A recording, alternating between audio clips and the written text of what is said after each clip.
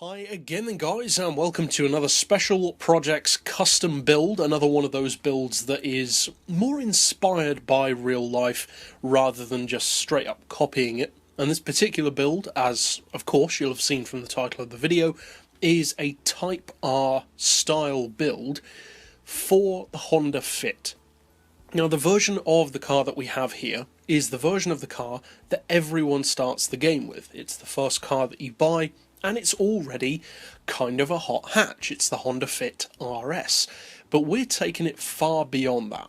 As is, it's more of a warm hatch. We're making it into a hot hatch, with specs that aren't necessarily as high as something like a DC5 Integra, of course not as high as an NSX Type R, but appropriate to the vehicle, at the same time giving it strong performance, great cornering ability, and of course being fun to drive. Now as far as the visuals, I wanted to keep it on brand, but also get a little bit creative. So as far as the colour, I went for white. As you can see, that's a pretty popular colour for Type Rs, and I actually opted for the white that comes with the car. So it's a very easy white to obtain. As far as the rims, I did change them to more EK Civic style 5-spokes, kind of as an homage to that popular vehicle. And the particular style of rim that I went for are NKJS Plus Ms in the inch up one size, and I actually left those in the dark colour that you can get them in. It's kind of a really dark grey, but not quite black. And as far as the body kit, wings, etc., well, I've left the wings stock. It does have kind of a lip wing anyway on the back, and for the body kit I have upgraded it, and I've changed it to the body kit, as you can see, which gives it kind of that little extra chin splitter at the front. So that's it for the visuals.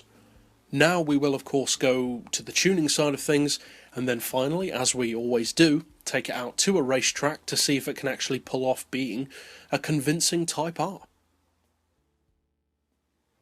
Now one of the main advantages, of course, of making a custom build rather than a replica is that it allows you more freedom. You can change specs if and when necessary, or if you just want to. For instance, maybe you don't agree with the kind of specs that I've given the car. Maybe you think it should be a little bit heavier, maybe a little lighter, maybe a little more or less powerful, and you can adjust it as necessary. You can build it for what you need or just what you want.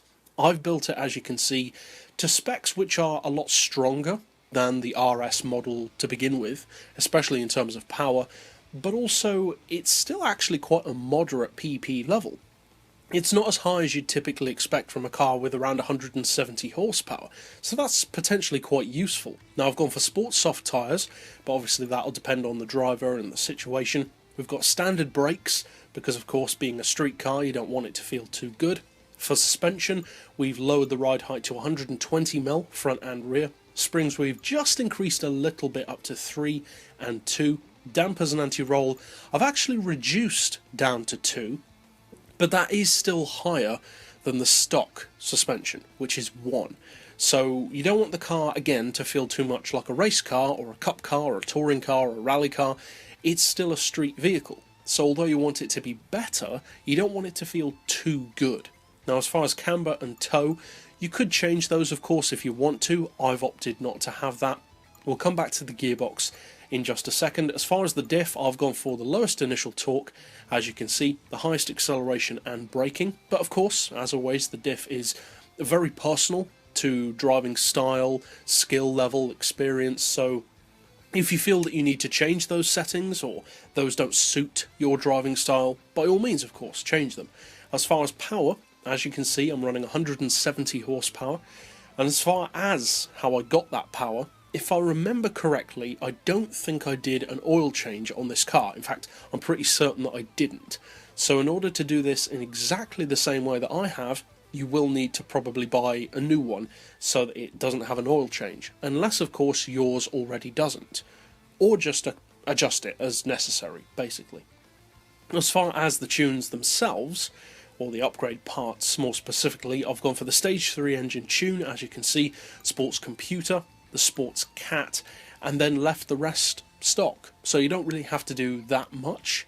You could do more if you wanted to, but I wanted to keep it naturally aspirated, and apart from that, you don't really need to do that much to give it a decent level of power. As far as weight, we've dropped it by about 60 kilos, so it's just under a ton now at 990 kilos.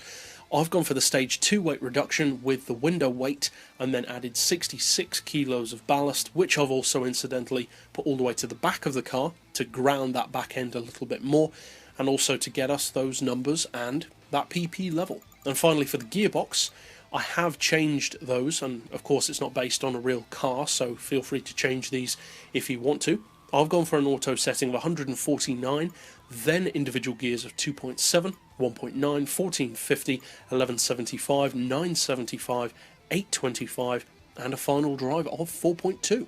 So that's it for the tune setup, and of course, being a custom, there's a ton of room for personal variation there. But now let's take it out to a racetrack, as we always do. Now, of course, this car's never going to be designed to be as quick as something like an S2000 or an NSX or a Civic, or certainly not an Integra, something like that. You want the car to feel better than the standard fit for sure, but not ridiculously good. I wanted to keep it grounded, at least to some degree, in reality, the kind of thing which you could imagine actually happening. I think to some degree, or for a major degree for me, I've managed to do that. It doesn't feel too good, it doesn't feel like a race car by any means. The handling has a little bit of sway to it, which is very deliberate. I wanted to have that. As you can see through corners, it likes to lift its wheel. You can see that suspension travel, just like a real production car. Overall, it's very fun to drive, the handling is very good. And although it's not as quick as some others, of course, it's not really supposed to be. It's more about the fun factor. So if you do decide to use this build, or of course a variation of it, I hope you have a lot of fun with it. But for now, as always, thanks for watching.